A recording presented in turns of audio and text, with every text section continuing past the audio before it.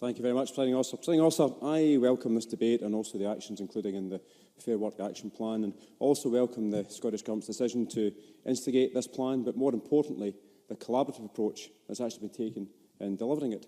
Now, the motion in the amendment in Richard Leonard's name states that it's, and I quote, "it's not bold enough in its ambitions." Now, certainly the Labour Party in Scotland are perfectly entitled to hold that view, but for a party that was in power in Scotland for 8 years, power in Westminster for 13 years, and led various councils for decades that led to equal pay claims aplenty, then I think it's a bit rich to cry the crocodile tears at this stage. I suppose, however, that the first stage in redemption is for an organisation to admit it actually has a problem. So if this is their admission, they might manage to put together some type of a coherent message at some point in the very distant future. Neil Finlay. Since he's on that theme, maybe Mr McMillan will apologise for his own party's MPs not turning up when the UK Parliament voted to introduce the minimum wage. Maybe he'll take his opportunity to apologise for that. Stuart McMillan.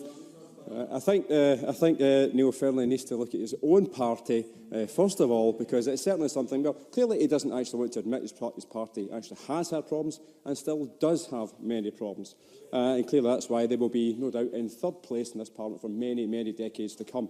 Presiding Officer, whilst more can always be done, and whether it's in this issue or health services or human rights and the fact of every aspect of life, it's important to acknowledge that hard work and steps have been deployed to deliver this plan. It's also important to recognise that, as the Minister said earlier, that employment law is still reserved to the Westminster Parliament. So this Scottish Government is trying to do a job with one hand tied behind its back. Now, I actually want Scotland to be the best place to live, to work, to be invested in, to do business, but also in terms of leisure activities. Now, we live in a wonderful country, but the full potential of our outputs has still to be achieved. But that's about that continual improvement. Now, I welcome the Scottish Government motion, and in particular the following part, and that's the aspect of that it endorses the actions that it commits the Scottish Government to.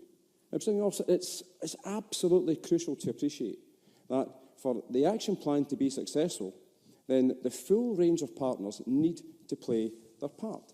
Now, this is where the Fair Work Convention, and that was that the partnership between businesses, trade unions, the public sector and academics was so important. And the Fair Work Framework published in 2016 creates that definition of fair work as work that offers all individuals an effective voice, opportunity, security, fulfilment and respect. Now, I wouldn't imagine anybody in this chamber or in Scotland would actually be against that definition. I believe that Scotland is making strides in fair work, and certainly will underpin our economic success, as well as the well-being and prosperity of our people, our communities, and also business. But what's not to like about that? Now, Presiding Officer, many MSPs are already living wage accredited employers. There are 14 accredited employers in my constituency, but I'm quite sure that there will be many more who actually haven't yet obtained the accreditation, but they actually are delivering upon what a living wage employer actually means. Of the 14 in the Inverclyde local authority area, we've got 3 private sector, 3 charity, 2 transport, 2 housing, 2 care, 1 local authority, and also 1 arts and culture. Now, I'm pleased that Inverclyde is actually playing its part in obtaining accreditation, with the 1,000 target already being exceeded to over 1,300. It's clear that businesses recognise the importance of being a living wage employer. Now, certainly some MSPs today have been quite critical on the fact that there's 1,300.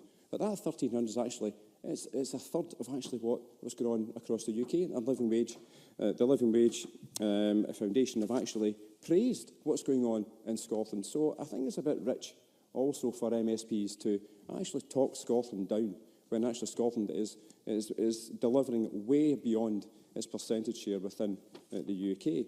Now, it's surely incumbent upon all of us to encourage more businesses in our areas to sign up to become living wage employers. I'm also delighted that there's about 601 businesses have signed up to the Scottish Business Pledge. Now, I do admit and acknowledge that more needs to be done in this area as well. This is where, once again, MSPs have got a role to play to actually encourage businesses in their areas, their constituencies and regions, to actually play their part to make their communities better. Now, I'm equally delighted that the Scottish Government have introduced statutory guidance on addressing fair work practices, including the real living wage and procurement, and supporting best practice guidance and the toolkit. Now, Presiding also close the gap sent MSPs a briefing highlighting some aspects about today. Now, actually, where did it? Here it is here. Now, they sent this briefing, and there was one part of this of the briefing which I thought was really kind of enlightening. That was the aspect of the unpaid care. Now, I'll just quote this one aspect, and they state that the action plan states 1 in 7 Scots are unpaid carers, and many carers give up work because the job of juggling their work and caring responsibilities simply becomes too much. Now, the Minister spoke in his opening contribution regarding learning lessons when he spoke of the Fair Work Summit that's going to be taking place later on. Now, I'm sure, however, the Minister will have been interested in the reports in the media this morning regarding the issue of the implementation of the Carers Scotland Act 2016 and monies apparently been spent inconsistently by councils since the Act came into force last year. Now, clearly carers have enough challenges to contend with, and with that, I will conclude. Thank you very much.